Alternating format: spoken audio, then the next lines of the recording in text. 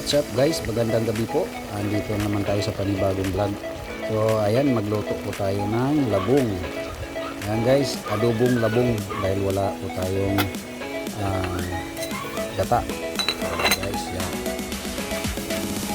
So ito po yung ating sahog, manok. So andyan na po yung mga regalo. Ngayon, isa muna tayo ng mga lamatard. Ayan. Ito yung lulutuin natin, adobong labong. So dahil wala po tayong cameraman, sinit up mo na lang para maka-focus dito sa nilulutong adobong labong. Ayan. So ilagay na natin yung karning manok. Ayan. Mikos-mikos lang para mapantay at hindi masunog. Mikos-mikos lang. Haluin lang ng maigi at lutuin natin ng maayos yung manok para hindi siya malaksa. Pero nilagyan ko na rin yan ng luya para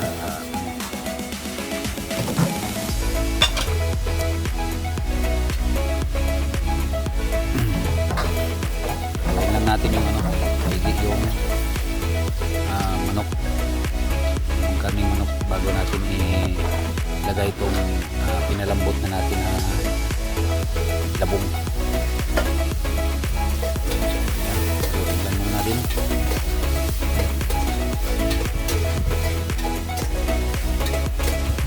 Haluin lang muna natin yung guys yung manok para maganda yung luto na siya kasi yung labong pinalambot ko na yan at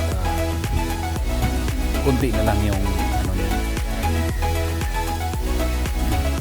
Ayan, tignan natin luluto natin manok. So ayan, tuloy muna natin mabuti. So, pinapalambot lang na pinapalambot lang din natin yung manok.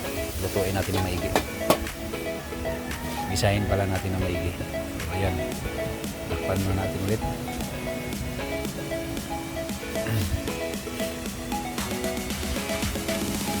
So lakasan natin kunting apoy.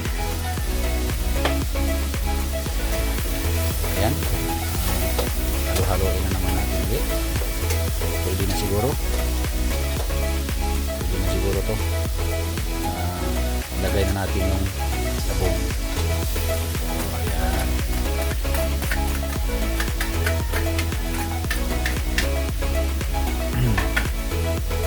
so haloin na natin maigi.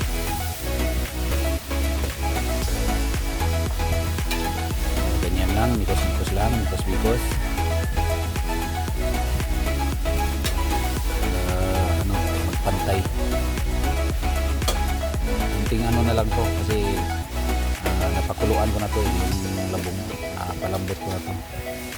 So, hindi man siya ganong malambot dahil mas masarap din yung talagang may kagat kaysa yung sobra naman lambot. Masarap yung may kagat talaga, medyo may pagka-crunchy ba, ganun. Yan ang masarap kainin sa adobong labong. Sige na lang din tayong ginataan.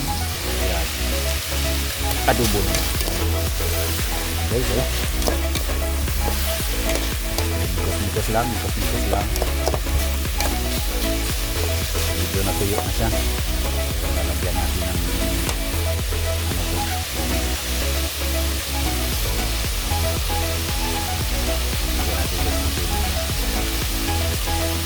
medyo natuyo na siya guys.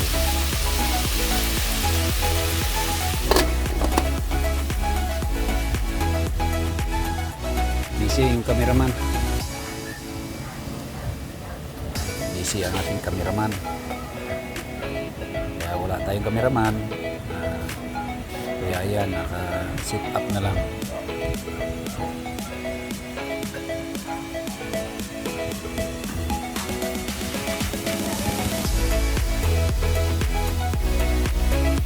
Haluin lang natin para hindi siya masunog. Pantay yung lasa.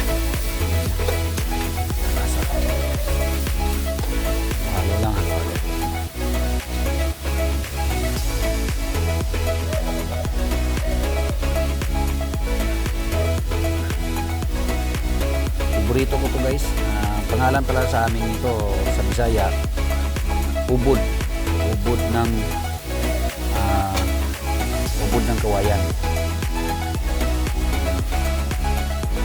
Lagyan natin ng tubig. Medyo natuyo na.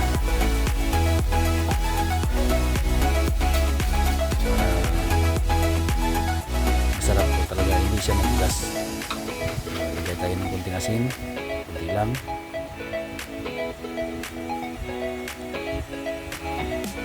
Tapos lagay tayo ng tuyo,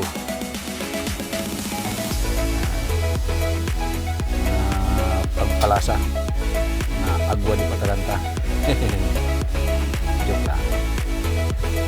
So ayan, so, lagyan natin ng konting tak aja mo to,